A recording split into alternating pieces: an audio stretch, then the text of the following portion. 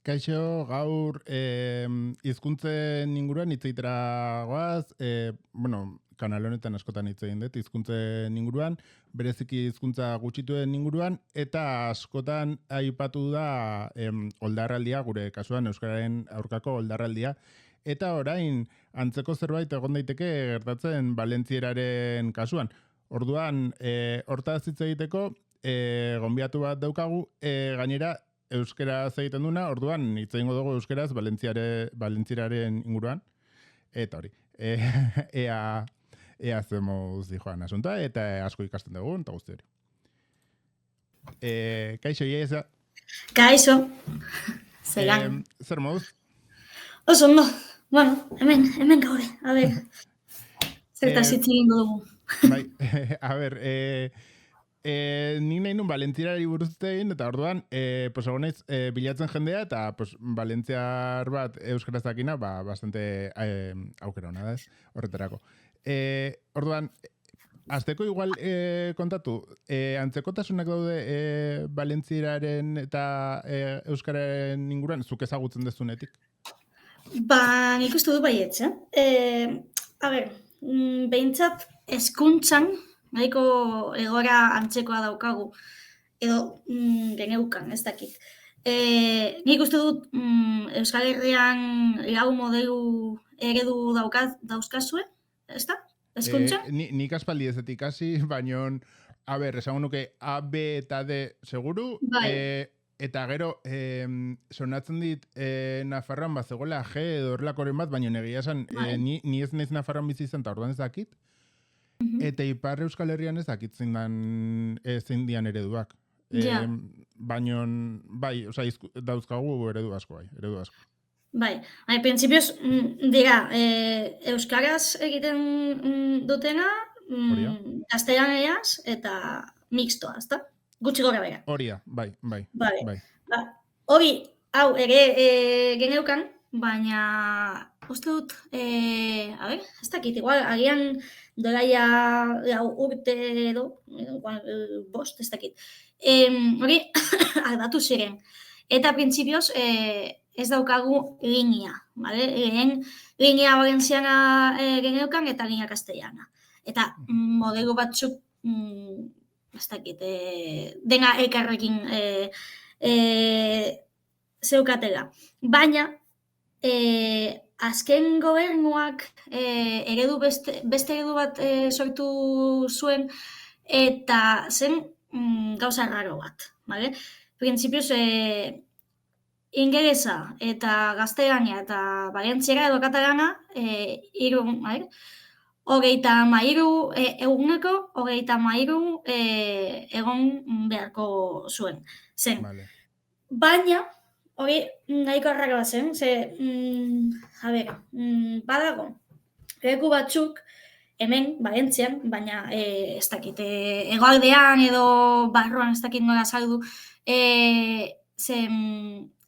ez dutenean valentzieraz hitz egiten, o ez dutenek valentzieraz hitz egiten, orduan optatiba bat zen, valentziera hizkuntza, orduan exensio zeukat, Orduan, ikasi horiek ez dute valentziera ikasi behar. Baina gu bai. Eta aurtengo gobernuak, badakizu, uste badakizuela, PP eta Vox dela, eta aurtengo legea nahiko desberdina da. Vale? Hau da, ez dakit nola saldu, baina libertad educativa, ez da nahiko, ez dakit, ez dago askatasunik, baina horrela ditzen da, eta aldaketa batzuk egongo dira. Horregatik gaude batzuk eta batzuek borroka egiten. Borroka pazifikoa, baina bai. Bai, gainera, honez, sare sozialetan asko ikusi dut kontu honen inguruan, eta zegoen jendea esaten entzuna, ez? Ez que nik hori ezagutu dut nire herrian. Jende esaten entzuna, Jo, eske daukagu eskubidea Valentziera ez ikasteko, nahi dugu euki askatasuna Valentziera ez ikasteko. Ja, baina eske zure Valentziera ez ikasteko askatasunak ni kondizionatzen hau. Ez da bat ere justa, ni behartzen haute gaztelera ikastera. Nik ezin dut gaztelerari uko egin, eta zuk egin aldiozu, ez da egoera justo bat, da guztiz jazarpenezkoa eta guztiz desbalantzeatua gure aurka. Hori da, bai. Eta hemen, jazarpena nahiko luzea da, Uste dut, Euskal Herrian bezalakoa izango dela. Baina, eske aurten ja nahiko gogorra da. Eta hori, esan duzuna, familia batzuek, borroka egiten ari da, dira, jode. Baina hori, eske ez dakigu nola geratuko den. Ze familia batzuk Valentzieraz ikasi erabakiko dute, baina ez dakigu gehienak izango diren ala ez. Eta ez dakigu nork botatuko da, ez daki. Zen, klaro, ulertu detenagatik, eta igual gaizki ulertu detenagatikan, galdeketa egiten ari dira orain, baina galdeketa da eskolaka, ez? Bai. Nola da? Osa, ez da galdeketa erkidego osoan, baizik eta eskolaka, eta eskola bakoitzean errealitate ezberdin bat aterako da, segun eta zer bozkatu. Hori da, bai, egora nahiko arraroa da, ze adibidez, nik irakaslea naiz, eta ezin dut ezer esan, bakarrik familiak botatuko dute. Ez dakit botar ondo dagoen, baina hori, buskatu, hori da. Eta hori, bakarrik familiak egingo dute, baina familia gehienek ez dakite ezer, linguistikari buruz, ez da soziolinguistikari buruz, orduan, nahiko zaila izango da. Eta gehienek egiten ari dira da, nik eske gaztelania nahiago dut, orduan, gaztelania. Eta ez dute fundamentzoari, osea, eske nahiko arraro da, eta eskola desberdinetan, igual, aukera oso desberdinak agertuko dira. Beraz, gainera, eske ez dute askatasunik, ze adibide batzuk egin dute, adibidez, Familia Esperientzia plataforma berri bat da, eta haiek ikasketa oso interesgarria egin dute, eta hori adibidez, eskola batean, imaginatu, 2 klase daudela, bale? Baina, bakoitzean, bakarrik 20 pertsona egon behar dira, bale? Baina, nola zan, haueko 40tatik, 30 gaztelania erabakiko dute. Eta 10 valentzieraz, bale? Baina, ezin izango dira aurrera. Zen, 20 bere klasera joango dira, baina beste 10 beste klase batera joango dira, naiz eta ez aukeratu. Orduan, non dago askatasuna. Eske, nahiko zaila izango da. Eta aukera hori bakarrik edukiko dute lehenengo familiak edo ez dakit aizpak edo arrebak daukaten eskoletan edo ez dakit familia numerosa baldin bazara. Eta ari da egiten, nolabaiteko lanketa ari da egiten normalean referendumetan eta esaten dana da informazio argia behar dela, ez? Aukera bakoitzaren implikazio ez eta guzti hori ari egiten horren inguruko lan, bai, herritarrek bai, baino instituzioetatik edan alako ari da informazio hori ematen, edo da bakarrikan herritarrek ematen ari dian informazioa, baino ez dagola denentzako eskuragarri, osea, egon bartzea bilatzen nola izateko. Hori da. Instituzioak ez du esan eta ez da egin. Bale? Bakarrik hori sare sozialetan esan dute, bozkatu beharko duzue. Eta bozkatu beharko duzue valentziera edo gaztelania nahi duzue. Osea, nahiko arraga izan da. Eta lege berri bat sortu dira, eta gainera lege hori nahiko ilegala da. Orduan, jendeak ez du hori bilatzen, orduan ez dakite ezer lege berri honetaz. Orduan, claro, eta jende askok orduan, pues adibidez, nik ez balin bat hitz egiten gazteleraz, oza, nik ez bat hitz egiten katalanez edo valentzieraz, nik ezen nahi hori, kasi, ez? Eta jazta. Oso ikuspuntu pertsonalista batetik hartzen dutela, ez? Edo lana ematen dit, lanak entzen dit, edo dana dalakoa, baino ez como irudi orokorra ikusten, edo horrek eukitaken implikazioak hizkuntzaren kontuarekin, ez? Bai, bakarrik familia batzuek, edo adibidez, unibertsitateak hitzaldi batzuk egin dituzte eta azaldu dute gutxi gora bera nolakoa izango den. Baina hori egin arren, ez dakigu nolakoa izango den. Gainera, familia esperientzia eta beste instituzio batzuk konstituzionalera eraman dute lege hau, ilegala dela.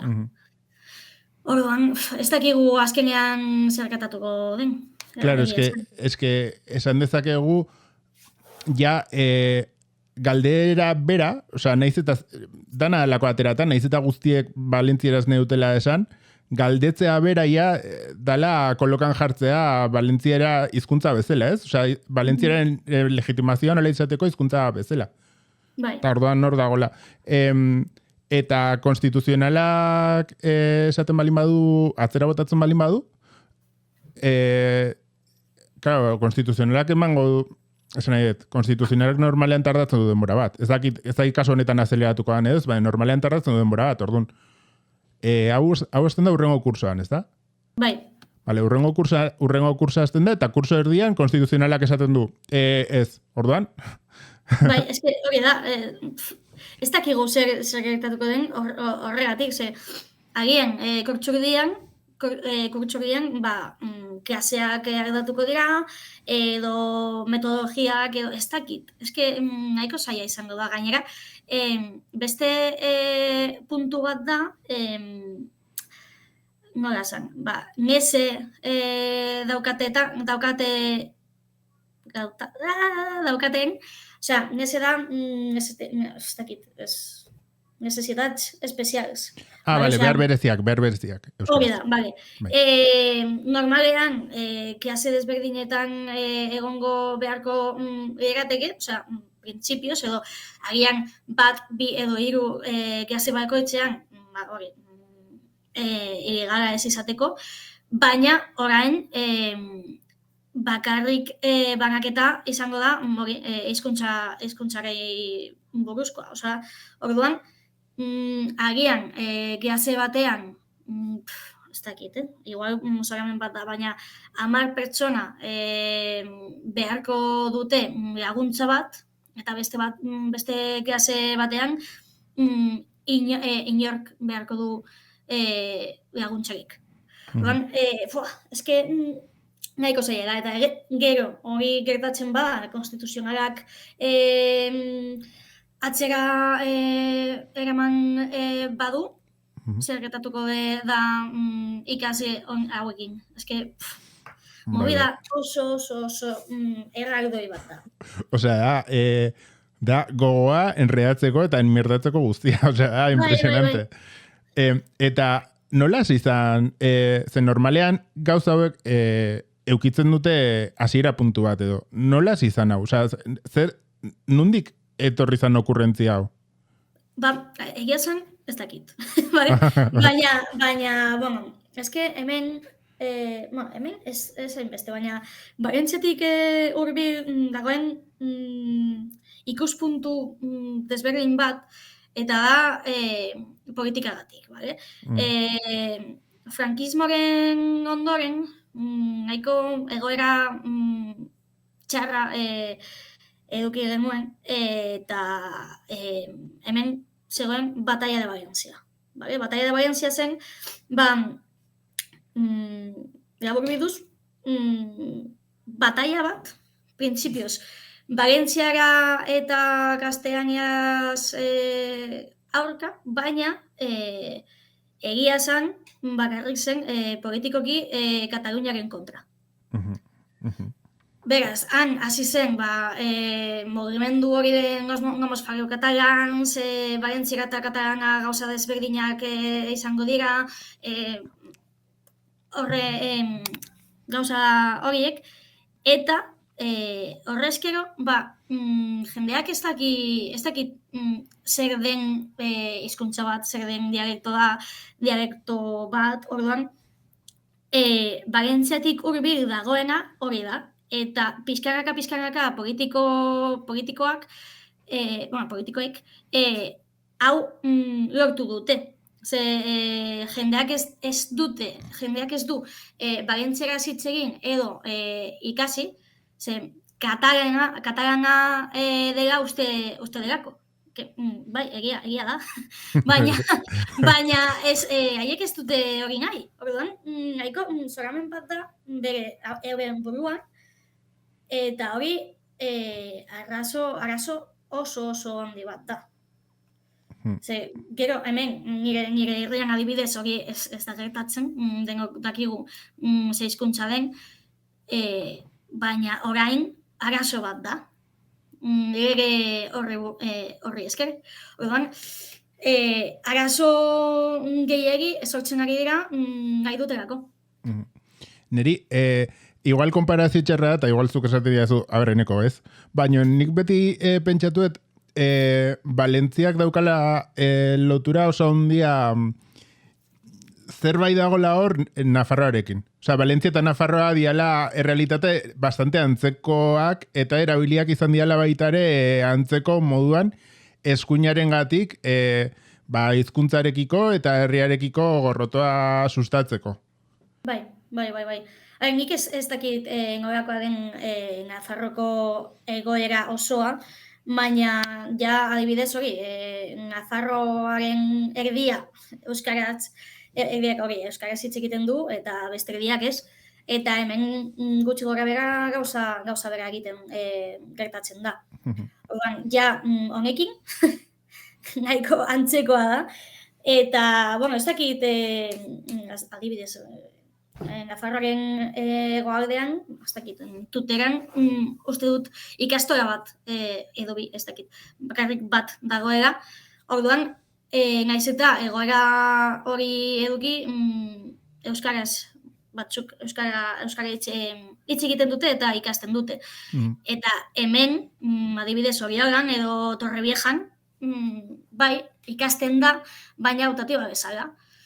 Eta optatiban denez, gauza oso arraroa da, ze nik uste nuen optatiba denean, agian nik ez joango klasera.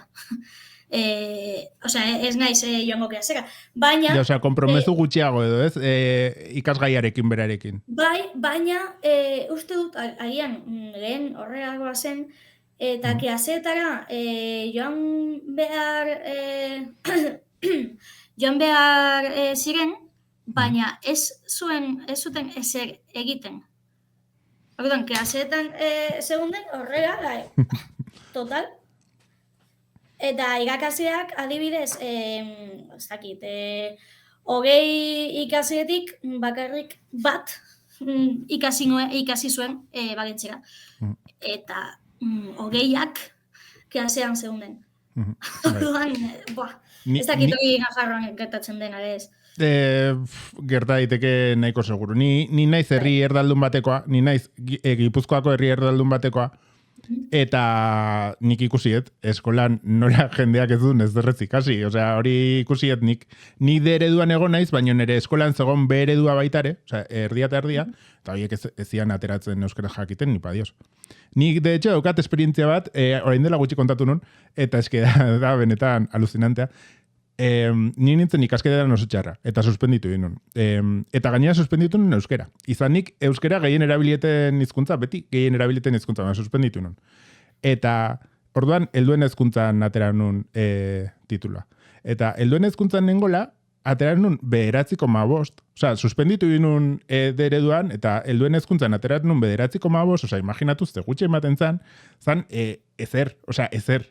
Eta exagerado, o sea, hori zan titula, asignatura regalatzea praktikamente, o sea, bai. Eta bai, hori egin da pila bat. Bai. Eta, bueno, gero esentzioena ere hemen egin izan da. Eta esentzioenak pues dauka ere bere gauza, baina ez dia izan, nik ezagututena ez da izan super generala, osea, izan dia pertsona bat, edo horrela, baino ez, en plan, klase oso bat. Joder, es que... Valentzierak gainera eukidu, bueno, nik, a ber, egia ni naizela pertsona bat, justo daukana eukiduna lotura hundia katalanez egiten dan guztiarekin, orduan, pues, igual, como que gertuago ikusiet, baino, adibidez, orain dago, edukisortzaile pila bat eta horrela daude. Osea, jende asko dagoela sarean, valentzieraz gauzak egiten, ez? Hori ere guai dagoela. Bai, hori pasada bat da. Baina, bueno, naiz eta batzuk izan, jendeak ez du hori normala ikusten. Osea, sare sozialetan onena da, edo egokiena da, hori gaztelaniaz hitz egiten. Orduan, hitz egitea. Orduan, nahiko zaila da. Nik, adibidez hori, esan dudana, irakaslean naiz eta saiatzen naiz, egunen baten, beste batzuk hori, zer egiten duten valentzieraz, baina ezke beti, con el castellano llegas a más gente. Ez egia. Bai, dauzkagu aurre iritzi asko sartuta, ez? Bai. Batzutan, irrealak, eta zenait, ez eiritxiko 600.000 pertsonen gana, oza, ez eiritxiko, vale? Oza, hasi hortik. Orduan, bueno, baino bai, hori nire ustez da bastante klabea, nire ustez, zaletasunak bizitzen balin baitu gazteleraz, edo zaletasunak gazteleaz bakarrik bizi baitzakegu, eta hizkuntza gelitzen balin bada eskolako gauza bezala, horrek mugatzen du pila bat pertsonaren pertzepzioa hizkuntzarekiko, baina pasatu ezakezunean hizkuntza zaletasunetara, horrek irikitzen du mundu berri bat. Hori da, ni nabil orain, ezakit nola, zuek uste deitze dizuela voluntariat linguistik edo lako zerbait. Ba, olako mobia baten nao, eta euskararekin, eta saiatzen naiz beti horretan, ze gustatzen zaizu? Hau, bueno, pues, denbora guztien emango izkizut adibideak, euskeraz egiten dianak, horrelako gauzenak, eta hori. Ta, adibidez orain dago rap talde bat Irlandan, irlandera zitza egiten dute, kantatzen dutena, eta ari da erresatzen gazteen artean, eta orain jendea pila bat dago irlandera ikasten, igual, ez ziote dela garrantzia eman edo eskolan, eta orain dago jende pila bat irlandera ikasten, motibatu dialako, eta esan dutelako, talde hori guai da, guai izan nahiet, nik irlandera behar dut. Eta hori da, justo ni azten nengola, hori izan gertatzen asko Valentzian, ez? Valentzian egon zan boom musikal bat superpotentea, eta izan zan referente totala, eta zan munduan ondo dagoen ia guztia Valentzian dago, ez? Eta... Bai. Bai, eske hemengo taldeak oso ezagunak dira. Hmm. Eta hori da nire betiko eskusa, osea, ikasleei esaten diet hori beti, osea, castellano llega a más gente, eta behitu, osea, badago talde batzuk hemengoak, Bai. eta azten diren hori, gaztelaniaz abesten, beti, errazagoa delako, eta ez zuten inor bere aurretik. Orduan, gero ja, aldatzen ziren eta bariantziak abesten dute, eta eske zaga beteta dago. Orduan, errazagoa izango da hizkuntza txikiekin. Baina, ez dakit nola saldu, baina hori, eske, nola esan. Pedagogia gehiegi falta zaigu. Bai. Eta seguruenik baita ere referenteak ezagutzea, ez? Jendea... Gauza ezberdinak egiten ditun jendea ezagutzea. Bai. Nik Valentziatik lehenengo ezagutu nun... bueno, nahi Raimon asko uste ditzean.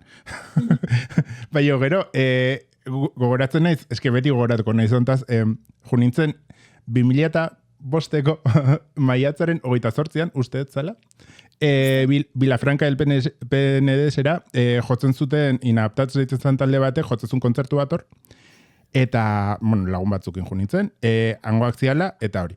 Eta gero esan zieten, junbargea gauza batea flipatuko dezu zakizer. Eta zan, omenaldi bat, Ubidi Montllorri. Bai, joden, nire herrikoa da. Bueno, zen. Karo, Alkoi, bai. Eta ez nun lotura egin. Ez nun lotura egin. Eta hori, eta geonde gazte pila bat flipatzen, kantatzen Ubidi Montllorren abestiak, eta ni aluzinatzen en plan, zer da hau, tio? Eta hori ezakit super guai dago, eta oso refreskantea da, como oso gauza ezberdinak egiten ditun jendea ezagutza, eta igual gutxien espero dezuna, da gehien iristen zaizuna, eta esaten dezuna, jode, que guai. Eta orduan oso beharrezkoa irutzen zait hori. Bai, egia da. Baina hori politikoek ez dute hori egin nahi. Por cierto, gauza bat. Esan dezula politikoena, eukizen uten movida telebista publikoarekin, ez da? Kanal No zanean. Bai. Bueno, bai, aspaldi, bai. A ber, eske urte batzuk ditugu ya. Eta orain dago apunt. Eta apuntek ze rol betetzen du, osea, hor nola ibiltzen da, hor, referenteak ematen ditu valentzieraren-zako eta valentzieraz pentsatua dago pentsatua... Nahiko zaila da. Ez que, bueno, hasieran, apuntaren hasieran, bai, desberdina izan zen, Kanal Nou, bale? Kanal Nou nahiko karka zen, eta apunt, hasieran oso polita. Zen, eta referente batzuk zegoen telebistan egunero, eta saiatu ziren, adibidez, bariantzierazko musika beti agertzea edo, ez dakit, reportaje batzuk egitea, baina, pixkanaka, ez dakit Euskal Herrian, baina uste dut gauza orokorra da, dela, gazteek ez dute telebistarik ikusten. Bakarrik Twitch, YouTube, Netflix eta gutxi gehiago. Beraz, telebista bakarrik eduentzat da, eta gure eduek bakarrik Alkeria Blanka nahi dute. Eta Alkeria Blanka da telesai bat urte gehiegi duela. Nire gustatzen zaite, baina ez dakit, igual 10 edo 15 urte daramatzat ja ikusi gabe. Eta uste dut gauza bera gertatzen da kapitulu bakoitzan. Baina, eske, beti ikusten duena gauza bera da. Baina hori, orduan, nork ikusten du telesaiak edo apunt, bakarrik eduak, eta ja, pixkanakan, kanalen hau bidera doa. Eta uste dut, ez dakit noiz izan zen, baina doera gutxi, zuzendaria aldatu ziren, kanporatu zuten eta beste bat ipini zuten, eta magikoki zuzendari berriak Vox arekin lotuta dago. Ez dakit, nola gertatu den hori, baina bai, horrela dago gure telebistaren egoera. Ez dut uste,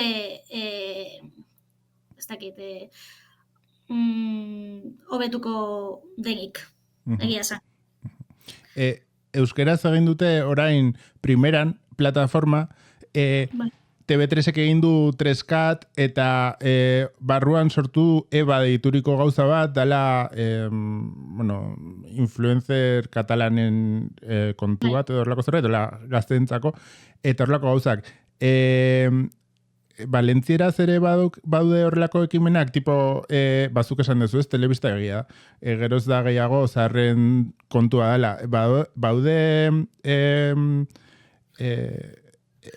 publikotik gaztei bideratutako horrelako tresnak, edo ez dira... Nik uste dut saiatzen ari direla, baina adibidez, umentzat bai beti dago programa batzuk, baina gazteentzat eske nahiko zaila da. Eta, orain saiatzen ari dira, programa batzuk, TV3 bezalakoak,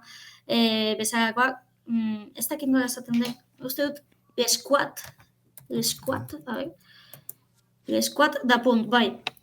Podcast bat da, eta gero ja Instagramen bidez edo TikTok, ez dakit TikTok egiten duten, baina Instagram bidez, bai, influencerrak, tokers dira, eta hori, beti gauza desberdinak egiten dute, eta nahiko interesgarria da.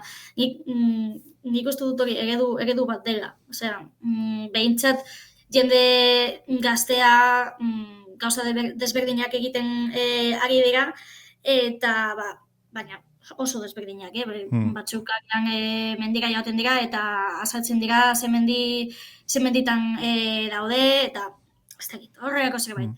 Eta bai, nik uste dut oso garrantzitsua dela, baina ez dut uste gazte guztietara heltzen denik. Claro, bai, hori ja beste gauza asko zailagoa da. Niri, grazia asko egiten dit, katalanen hashtag mitikoa TikToken da, ez TikTokat. Bai. Eta kriston grazia egiten dit da. Bai. Vale? Eta gauza bat, telebistaren kontorekin amaitzeko, eskeneri asko gustatzen zaiten kontua da, telebistari buruz baino gehiago ikusentzunezko buruz etzaitea orokorrean. Euskal Herrian Dragoibolak eukizun kriston impactoa linguistikoki. Jende askorentzako izan zen lehengo aldia euskara guaia zana. Zegolako Dragoibolan. Valentzian eukizun antzeko fenomeno bat egon zen, porque han ere bota zuten Dragoibolarekin. Bai, gauza bera izan zen. Bai, egia zen, nire lehenengo lana, irakasle gisa, izan zen Jekea Mursia da, bale?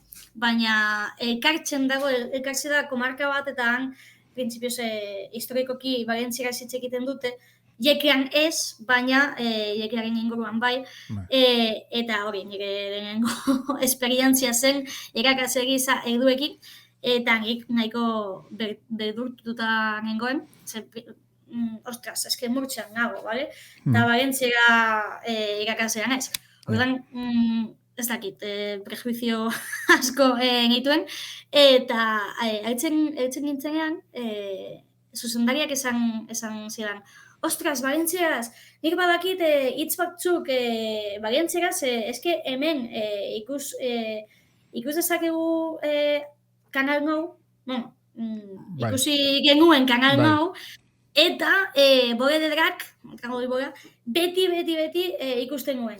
Eta gero ja, ikasleak etortzen ziren, eta gauza bera esaten zidaten, eta papatean Dragoi Boraz hitz egin zuten, eta jode, ze ondo dagoen, hori telebista bagentzeraz ikustea. Bai. Baina, hori jekean gertatu zen, eta gero ja, ez dakit, San Bizan de Raspetx, Arakantetik hurbil dagoela, hori ez zen gertatzen. Ja, azken, niri bagentzeraz ez zaigutzatzen, eta ez dut bagentzeraz hitz egin nahi. Orduan, nahiko zaila da. Baina Dragoi Bora, vamos, honena da. Bai, hori da, niri, bueno, ni negon baten ikusten stream bat, tipo batena, nunga, bira, hori Murtziakoa da, baino ezaki katalanez. Eta, bueno, zogon kexeatzen, zen esaten zuen, jode, eske katalan guztiek esaten dute, eske nik ikusiet katalanez Dragoi Bola, eta, eta ni gazteleraz, eta zer, ja, bueno, baina eske ez da berdina.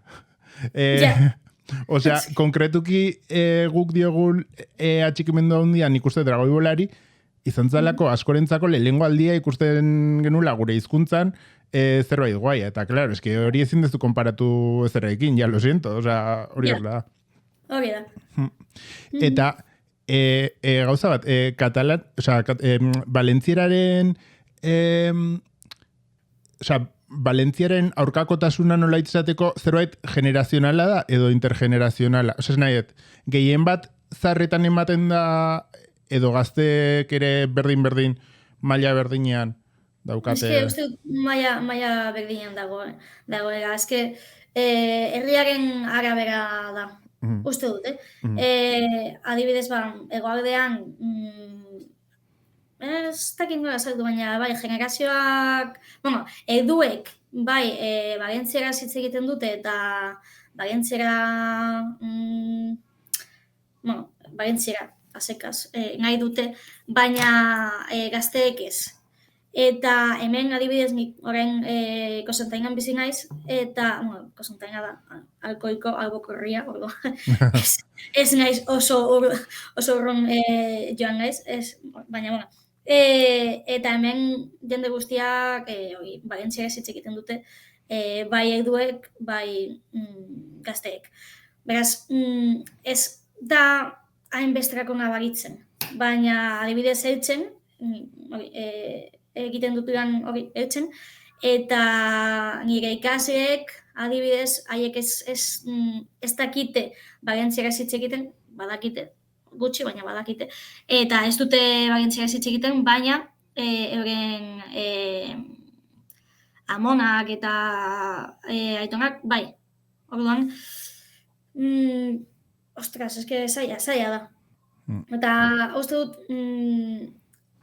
amonaren hizkuntza aldatu zen frankismoen garaian, eta orain ja gaztelaniaz hitz egiten dute, eta pake, total, eta nahiko tristea da, bai. Lehen esan dizudan bideo horretan azpititulatu genula represio frankistari buruz eta edago bideo bat oso deigarria egin zitzaidan niri atentzio asko ditu ziana, baina oso erreala dana, zala Andre bat Gipuzkoarra, esatezula baserritik etorri ginenoi erakutsi ziguten indar gehienarekin ez hitz egiten euskeraz. Porque ez bizitzeko, osea, gurasoek, ez bizitzeko bereik bizitako, osea, sufrimenduaren perpetuazioa ekiteko nola esateko. Eta hori da super jodidoa, hori da... Zen sartzen dizkizu aurre iritzi batzuk eta sartzen dizu beldur bat zure hizkuntzarekiko, ez? Eta horri buelta ematea, behar dezu. Bai, eske, gainera oso zaila da, bueltatzea, beste pentsamendu batera. Gainera, eske familia guztiak bagian gaztelaniaz hitz egiten dute, beraz, pertsona bakarrak bagentziera zeldu euskaraz hitz egiten duena amona da, eske ja oso udua da, eske ja zaila da, eta ostras, eske nire kasuan, nik badaukat ikase batzuk, gurasoekin ez dutenak bagentzera hitz egiten, baina aiton amonekin bai. Osea, ez, kontrakoki. Osea, aiton amonek beraiekin bagentzera hitz egiten dute, baina gazteek gaztelaniaz erantzuten diete. Eta, ostras, oso tristea da. Bai. Ja, behintzat, euren aiton amonen hizkuntza errespetatzeko, nahikoa izango litzateke, baina, bueno, ez da. Eske, hor daude gauza ezberdinak, porque, jo, adibidez, nire ustez dago ez legitimazio, baina, bai, zuk ikusten dezun guztia gazteleraz balin bada, eta zuk guai dagoen guztia gazteleraz ikusten balin badazu, zuri asko kostatu, zure lagunekin gazteleraz egingo duzu, eta asko kostatuko zaizu hizkuntza hori aldatzea, eta hori da, movida bat. Bai. Nire herrian justo kontrakoa pasatu zen, esan deten bezala, naiz herri erdaldun batekoa, eta ni txikian nintzenean, egontzan kriston mugimendua euskaren aldekoa. Eta egontzan jende pila bat, etzekina egiten zuten maratoia deitzen zen, euskararen maratoia ditzen gauza bat, eta zen, 40 ordu segidan herriko plazan euskeraz. Eta ia inorrek ezekin euskeraz. Osea, igotzen zen jendea txapurreatzea zekin gutxia. Baina horrekin juntzian martxartzen, eta kolo pirritxeta porrotxere lasarteko nire herrikoa dia. Osea, hasi zan sortzen kriston gauza pila euskaren alde. Eta gaur egun, pues, jende asko euskaldundu da kalean, eta euskaldundu da lagun artean familia erdaldunetik etorrita, porque horrela sozializatu da, porque horrela zanguai zegona. Baina, claro, orain, sare sozialekin gure hizkuntzen presentzia txikitu da pila bat. Txikitu da asko. Eta orduan, guai dagona dijo aldatzen, eta dijo aldatzen puntu arriskutsu batera, eta horri buelta ematea komplikatu izango da. Bai. Baina niri izugarri gustatzen zait egiten duzuena. Osea, nola esaten da, Euskara Erdia eta Korrika izugarri gustatzen zaizkit.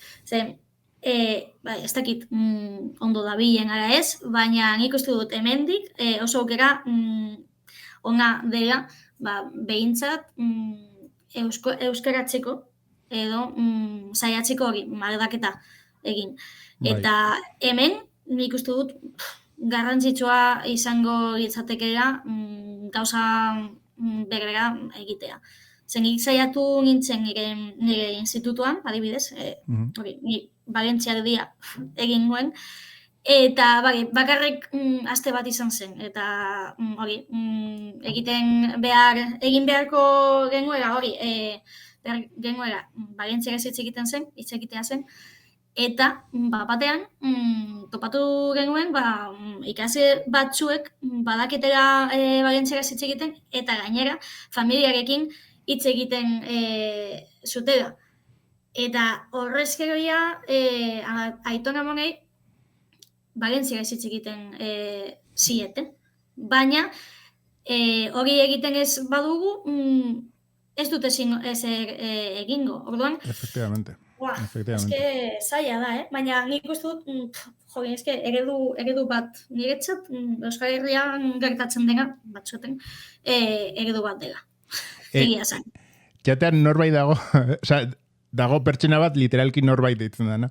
Eta esaten du, ikuspuntu ezberdina aurkeztearren, niretzako internet bidez izango ez balitz, ez nuke inorekin euskaraz hitz egin ahal izango. Bai. Hori ere gehiago da, norbait, hori ere gehiago da. Bai, eske jodin. Zezaila den, baina nahi dutelako, nik uste dute ez dela hain zaila. Oso garai konplexioa tokatu zaigu, aldaketa handikoa eta gainera gola Europa mailan diskurso bat superdestruktiboa eta kasu honetan hizkuntza gutxituen aurkakoa bihurtzen da gure herrietan. Eta orduan, horrekin bizitzea bastante gauza. Da oso garai matonista, ez? Nizu baino indartxoagoa naiz eta matxakatu ingo zaitut, eta pixka trollo hori, ez? Eta hori hizkuntzara emanda. Eta, bai, oso gauza desatxe genia eta kontuz ibili beharrekoa. Bai, ez que, uste du, zoritxarrez, kulturak era... nola esaten den, bueno, ez dakit, esaten diguna da, hori, kultura edo herri bat bakarrik hizkuntza bat eduki behar du herri batek, bai. Eta hori, arazo handiegia da. Ze, eske, ez da existitzen herri bat bakarrik hizkuntza bat daukala. Nire ustez hor gainera eman da aldaketa handi bat, garai batetik honea, nik beti ejemplifikatzen dut, berdina esaten dut, adibidea emateko. Eta garai batean, auzoan harremantzen ginen, harreman gehienak auzoan ematen zian, eta orduan hor hizkuntza batasuna nola izateko, bueno, errez manten daiteke. Baina gaur egun, hori guztiz zuntxituala jendeak asko gehiago bidaiatzen du, jendea aldatzen da lekuz, dauzkagu lagunak leku guztietan, orduan da asko zailagoa hizkuntza batera bakarrikan lotzen. Nik adibidez, ni konsideratzen naiz euskaren aldeko militantea, baino ni dauzkat lagunak aizen, eta nik itzaiten dut gazteleraz pila bat, eta kontsumitzen dut kultura espainola pila bat, eta, bueno, andaluza. No vayamos a entrar en movidas, andaluza, ¿vale? Asko. Baina, bueno, dana alakoagatik daukat begira bat hori sobrepasatzen duna, ez? Baina bai da egia dala oso zaila, ez dala ia dena zure realitate guztia berdina da, ez? Da hori da oso komplikatua. Bai. Eta galdeketa, eske, hau dena zetorren galdeketaz hitz egiteko bildu geha hemen, galdeketa bihar bukatzen da, ez da? Bai, bihar da azken eguna. Eta zerbait dago, zerbait, esan nahi dut. Momentu honetan, sarez aparte gauzak egiten ari dia kalean, edo eztabaidak, hitzaldiak, manifestazioak, nizerakit. Bai, pixka bat bai, baina printzipioz bihar manifestazio bat dago, baina ez dakit nor kantoratu duen, ez dakit real izango denik, baina eta, bueno, hori hezkuntzan, bakarrik ikasleentzat. Baina badakit bihar adibidez, bueno, ez dakit dakizuen faiak ja hasten dira ja, bale? Hilabete osoa festan egongo dira. Eta aurten intifaia buetatu da, intifaia zen, intifada bezalakoa, intifada Arabiako... Bai, hori, manifestazio bat, gure kultura... Defendatzen edo babesten. Bai. Eta hau egiten da masketa amaitzen denean. Normalean, ordu bietan masketa egiten da, eta justu amaiten denean intifaia egiten da. Eta uste dut bihar intifaia hizkuntzari buruzkoa izango dela. Eta hori, normalean egunero ez dakit, gai bati buruz izango dira, baina biharkoa hizkuntzari buruzkoa izango dela. Baina ez dakit horretaz aparte zer egongo den ez.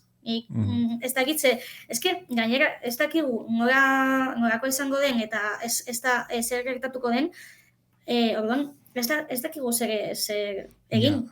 Ja, eske izanik horren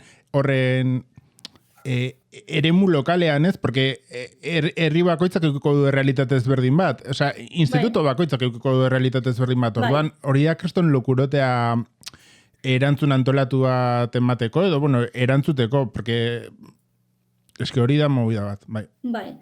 Gainera, orain, beste gauza bat legean agertzen dena da, ze bat titulua, oparituko diete, batxillergo mailan gutxienez 7 daukatenei, hori ja, aurten gertatu da, eta nik uste dut hori zoramen bat dela, zuek badakizue ze zaila den, ze bat ateratzea, orduan, bakarrik zazpi batekin ze bat edukitzea, ikasle edo pertsona batzuen txat, pasada bat da, haiek ez dute zer esaten, eta ez da ezer egiten klaseetan, baina, bueno, nahiko ez dakit, listoak dira, eta oso erraza da zazpi bat ateratzea hori, azterketetan. Eta, batean, titulu bat edukiko dute. Eta hori movida bat da, gero lana egiteko, ze gertatuko da. Denok ze bat edukiko dugu, beraz, ze bi beharko dugu, ala ez da balentzera garrantzitsua izango. Ez que... Claro, efectivamente. Movida. Bai. Hori, sonatzen dit, baina ez nago, seguro, sonatzen dit, nola zan tipo hau, izan zena lehendakaria, Patxi Lópezek sonatzen dit ere jarrizula antzeko, ez dakit jarrizun, baina sonatzen dit nahizula jarri hori. Denei ematea ega titulua, batxilergoa egin bazenun euskeraz. Ez que, zinezkoa da hori. Horrek nire ustez etorkizunean berezki laboralki eukiko ditu ekarriko ditu arazoak. Eta kenduko dio indarrasko hizkuntza ondo ezagutzeari, osea, hizkuntza ondo hitz egiteari, bera. Bai. Porque ez dakite, ez daukate mailarik. Orduan, ez da gauza bera, ze bat ateratzea, eta hori batxilergo azterketa bat egin, ez dute, bai, idazten dute, eta pixka bat irakurtzen dute, baina ez da gauza bera, gainera, ez dute hitz egiten, ez daukate entzumenik, beraz, ez da ze bat. Orduan, ez da. Nik TikToken asko ikusten duten fenomeno bada, jendea esaten, pues igual bideo bat ikusten euskeraz, eta eso no es euskera, pero eso que es, ez dakit zer, eta dia euskaldunak bakarrik ezagutzen dutela bere eskualdean hitz egiten den euskera edo euskera batua, bai. Eta orduan ez diala gai rekonozitzeko beste edozein euskalki. Eta joder, hori gertatu altzaio edozeini. Baino arazo larri bat erakusten du horrek. Eta dagon diversitatearen ez ezagutza handia eta horrek euki ditzaken arazoak, porque horrek askotan eukiko duen joera izango da gero erdera zitza egitea. Eta hori pues, peligroso da. Bai.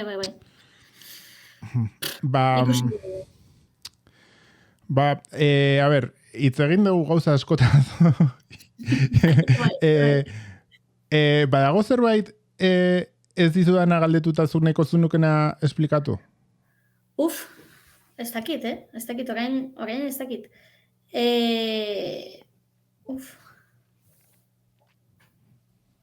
Ez que... Osa, nik hitz egin dizut, nik entzundetenagatik, nire ezagutzatik, eta nire ez ezagutzatik baita ere, batzutan kuriosidadearekin jakiteko zein da egoera, baina igual gauza batzuk eskapatu zaizkit, horregatik esaten dut. Ez que gai handiegia da, orduan ez dakit. Bueno, egia esan, esan dudana, no esaten da, Familia Esperientzia webgune bat daukate, eta, bueno, nahi baduzu partekatzea, oso ondo egoke gainera, bideoak bai balentzieraz, bai gaztelaniaz, edo arabieraz, edo ez dakit, errumanieraz, denetarik dago, agian dena oso ondo ulertzeko lege honi buruz, baina eske ez dakigu. Mira, hori da beste gauzat. Norbaitek honi buruz jakin nahi badu, ze lekutara jo dezake, hortaz, familia esperbalentziaz aparte, bago, osea, komunikabideetan eta kubritzen ari dira, ze komunikabide daude Valentzian, hola, daudenak kubritzen hori? Nik uste dut hori, familia esperbalentziak egiten dutena,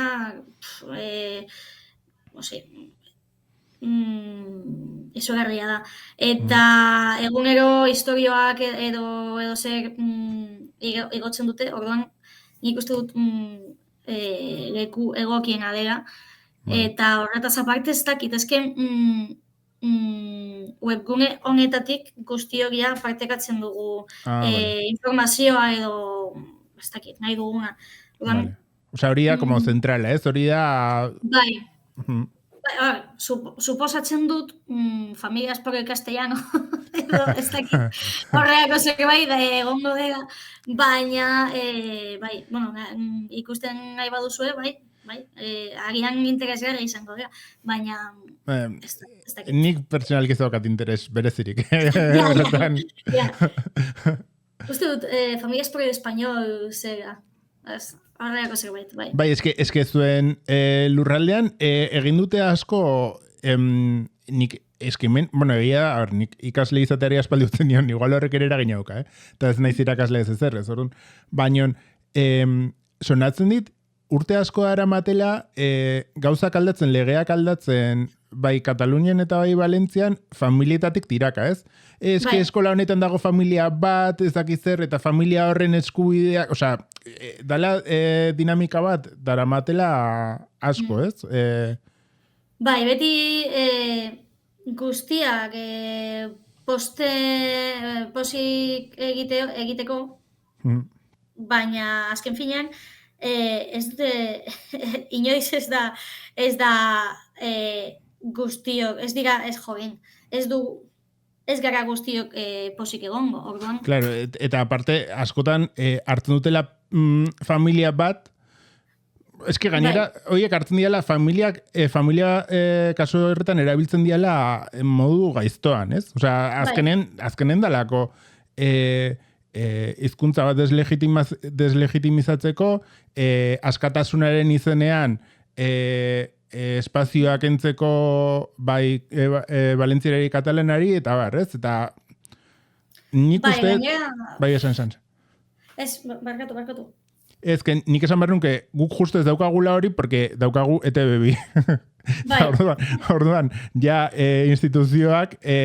instituzio publikoek ja bultzatzen dute gazteleraz bizializatea jende guztia, baina, klaro, beste lekuetan ez dana hori gertatzen, daukazue... Hemen, hori, bakarrik apunt daukagu, eta, bueno, prinsipioz Valentziagaz dago, baina ez beti. Eta esan nahi nuena zen, gainera, gai hau erabiltzen ari da errazismoa sortzeko. Ze familia guztiak, bale, bueno, igual, ez dakit nola saldu, gaia nahiko gogorra dela, baina hemengo jende batzuk uste dute inmigranteek gaztelaniaz aukeratuko dute, eta uste dute, eske nik ez dut beraiekin joan nahi. Beraz, agian Valentziara erabakiko dut. Edo, hemen adibidez, Kostantaina, inmigrante gehienek Valentziara erabakiko dute, horregatik, osea, eske integratzeko, bale? Baina, familia pijoak, ja, orduan gugia gaztelaniaz, eske nik ez dut nire seme-alabak, hori, jende honekin joatea. Orduan, nahiko tristea da, ze ja beste arma bat bezalakoa izango da hizkuntza. Eta gainera hori, banatuko dute klaseak hizkuntzetan, eta gainera ja errazismoari buruz. Orduan, nahiko ez dakit, itxusia da, ez dakit. Ni esan duten bezala, ez nintzen ja ikaslea, baina hemen, justo gainean, herrian, egontzan polemika bat, zentzu horretan, justo ikastolaren kontra. Esaten zutelako, herrian ematen zela banaketa bat, eta ikastolara zijoa zela herrian 550 urte zera matzatenen seme alabak, eta eskola publikora juten zala, pues orain dela gutxi, herrira etorritako jendea eta guzti hori, eta egon zala, eta arazoak sortzen ziala, ezakizer, movida pila bat. Eta ari zan ere, ez naiz izango EAeko ikastolen defendatzaile zutsuena, baina, porque ez naiz, baina bai, egon zan movida horrekin, eta hori da, Baina, bai, hori da. Baina ikustu dut hori, arazo hori agertzen da, ze legeak eta ez dakit nola zan, erabaki... Esan katalanez, bueno, valentzieraz nego ez dut, es que ya, nire buruan ya, da dago. Erabakia, claro. Osea, oso erraza zen, baina, nik uste dut, arazoa sortzen dira zen legeak, eta nolakoa izango den legeak, familiak edo zein pertsonak egiten denean. Beraz, ez dakizu nolakoa den hezkuntza edo nolakoa izango den linguistikoa edo zein gaia, ez sartu. Eske, ez da hain zaila, baina hemen, hori beti... tabernetako politika horreakoa da. Eta denok denetarik dakigu, beraz, nik lege bat sortuko dut. Bai, eta hizkuntzekin bereziki gertatzen da zerbait da, hori. Hemen bizi naiz, orduan naiz filologo bat, ezea filologo bat, ezea. Ez. Eta claro, eta bai, nire iritziak balio du zureak bezala, baina informatuta zaude, ez daude informatuta. Bai, eman dezakezu iritzia, noski baietz, baina informatuta zaude, ez daude informatuta. Eta askotan hor kale egiten da hori egia. Hori egia. Bai, kaltegarria da, baina, horreakoa da bizitza. Momentuz. Vale, ointxe esan diate daukadala, uste streamean jartzen dula golfera jolasten, sondo. Perfecto. Bueno, vale, golfera jolasten. Ez que niri gustatzen zaitazko golf bideo joku bat, eta egon nintzen, eta diruen ez diot aldatu titula. Horren, golfera jolasten ari gara, ezta? Bai, hori da. Vale. Bueno, a ver, ¿qué le vamos a hacer? Konponduko eturrongako. Vale, ezakit, neregatik menutzizakegu. Eskerrik asko jaiza egindako esfortzuagatik esplikatzen eta baitare mentala, porque ezagutzen dut egoera hori eta eskertu izut pila bat. Bai, eta gainera hori esan dizun bezala, eske urte bete edo agian 2 urte ja daramatzat euskaraz hitz egin gabe. Orduan, mentalki horrein irda nago, baina oso pozik nago. Bai, eskerrik asko gonbidatzeagatik, Oso errez ulertu zaizu eta oso ondo espresatu behartzen nuen guztia, hori superguai. Vale. Eskerrik asko pasatu zeate nei, gutxi, porque es que golf, baina nori...